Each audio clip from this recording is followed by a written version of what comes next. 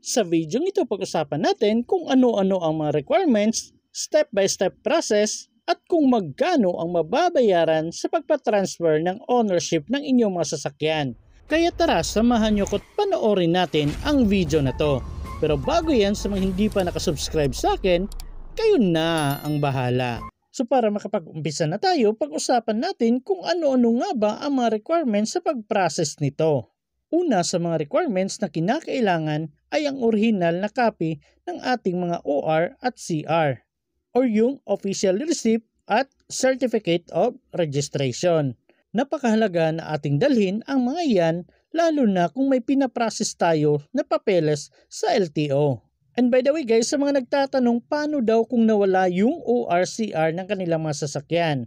So for example, nawala talaga yung original na OR at CR ninyo, pwede po kayong magpa-duplicate sa LTO office mismo at i-discuss ko yan sa inyo kung ano-ano mga requirements sa susunod na mga videos ko.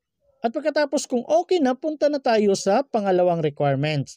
So sa pangalawang requirement ay ang duly accomplished MVIR form or Motor Vehicle Inspection Report. At para sa mga nagtatanong kung saan makukuha yan, makukuha nyo po yan sa mismong LTO office. Yan ay tungkol sa inspection report ng ating mga sasakyan o mga motorsiklo. Kinakailangan i-check ng maigi ng LTO official yan bago nila kayo bigyan ng MVIR form o yung Motor Vehicle Inspection Report na form. At ang pinaka-importante, kailangang may perma yan ng LTO officer patunay na pumasa ang sasakyan o motorsiklo ninyo sa ginawa nila na inspection. At kung okay na, punta na tayo sa pangatlong requirements. Pangatlo sa ating listahan ay ang PNP CHPG Clearance Certificate. So sa mga nagtatanong kung saan ba yan makukuha po yan sa pinakamalapit na PNP or HPG office sa inyong lugar. At para sa mga nagtatanong kung para saan daw po yan, kaya tayo kumukuha ng PNP CHPG Clearance Certificate dahil ito ay nagpapatunay na hindi nasangkot sa anumang krimen ang ating mga nabiling second hand na sasakyan o motorsiklo. So ibig sabihin, wala siyang alarma.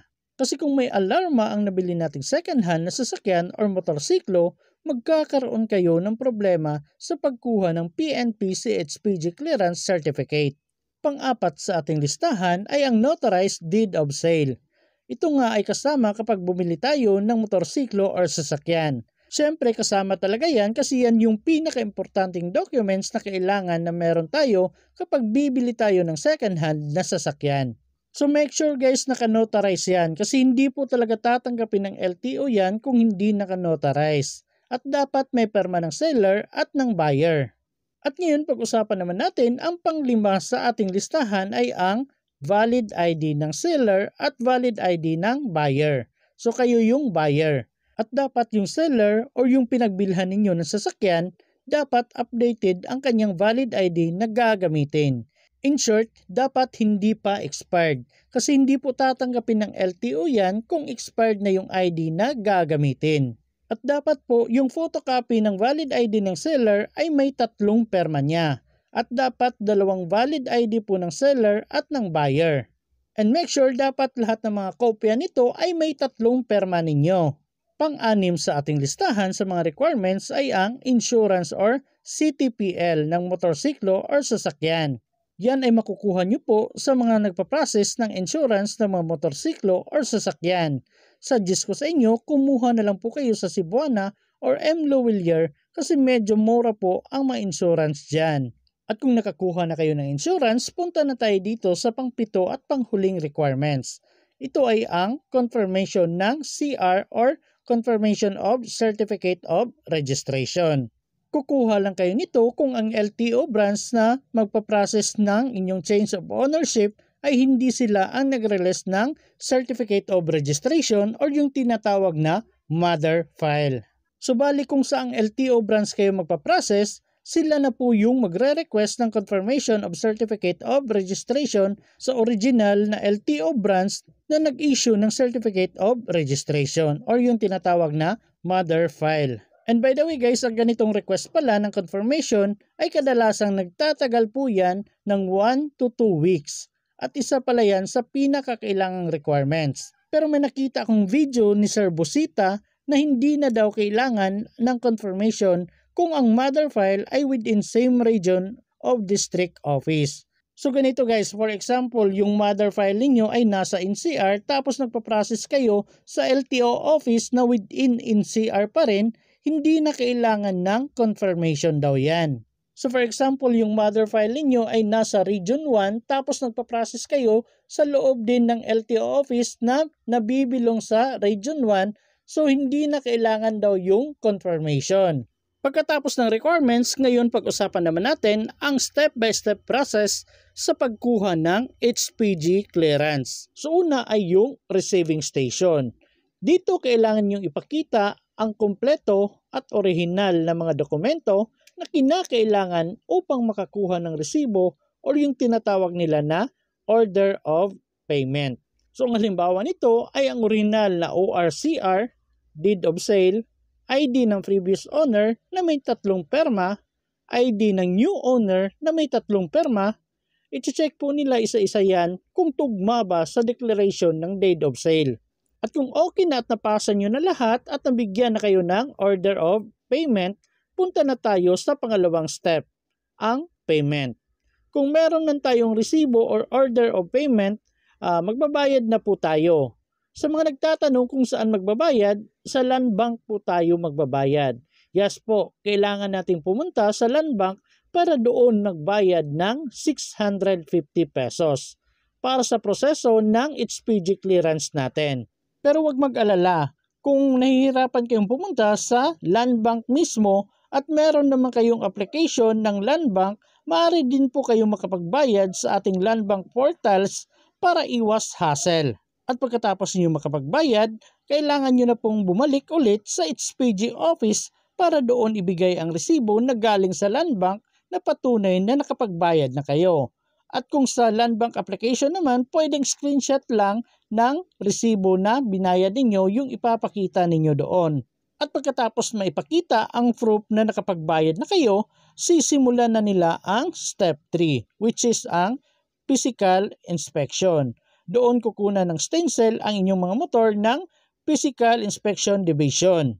Dito po kukunan ng stencil ang ating mga motor or pagtutugmain nila ang detalye na nakalagay sa motor at nakalagay sa papel ng nabili ninyong motor.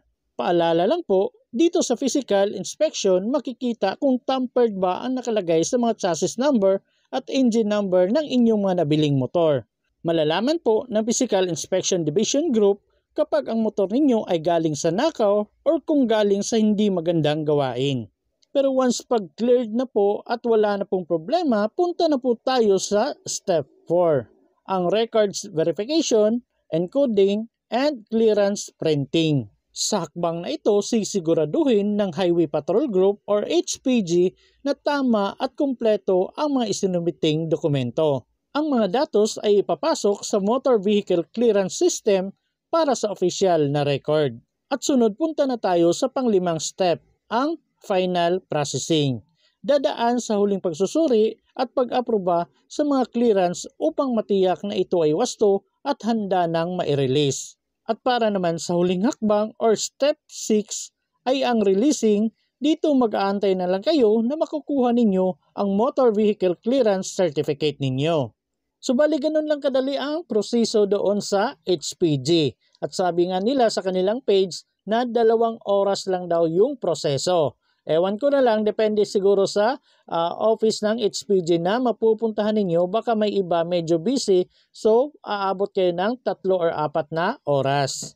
At pagkatapos nyo makuha ang mga dokumento na galing sa HPG, pwede na po kayong pumunta sa office na accredited ng LTO na pwedeng kuhanan ng insurance. Para doon kayo kukuha ng insurance, pero kagaya nga ng sabi ko, mas maganda talaga sa Cebuana or Imlovillar kayo kukuha kasi medyo mura po ang insurance doon. At pagkatapos kung okay na lahat, pwede na po tayong pumunta sa pinakamalapit na LTO office sa inyong lugar. At doon ibigay nyo po ang mga documents na meron kayo. Doon po ipapakita ninyo sa LTO officer ang date of sale, photocopy ng valid ID ng previous owner na may 3 perma, photocopy ng valid ID ng new owner na may 3 perma, at ang original na ORCR ng motorsiklo or sasakyan ninyo.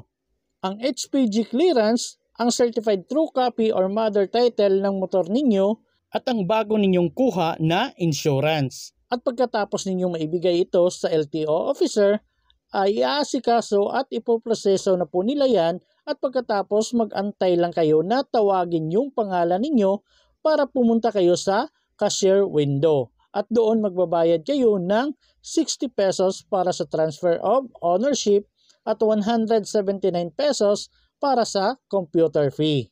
At pagkatapos mag-aantay na lang ulit kayo na tawagin yung pangalan ninyo para makuha ang bagong ORCR or Certificate of Registration at yung original receipt na nakapangalan na sa inyo.